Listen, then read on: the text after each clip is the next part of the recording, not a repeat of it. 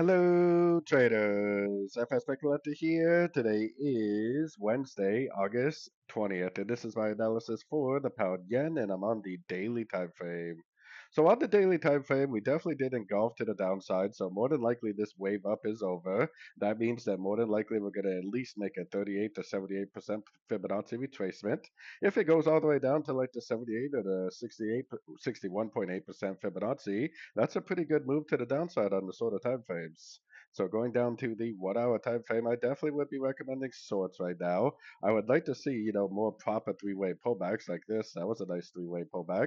Even this right here was a pretty decent little three-way pullback. And on a little bit of a shorter time frame, this actually may be a complete three-way pullback.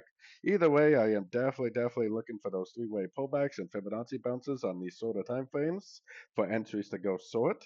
Like I said, I think it will go down someplace between the 38 and the 78%, then likely make that double bottom, break a structure at one of those levels, telling us that the move down is over and that we need to start looking for longs again, which obviously hasn't happened yet. So as of now, we're definitely on the long side. So anyways, don't forget to check out my website linked over here in the corner. And as always, thank you for watching and happy trading.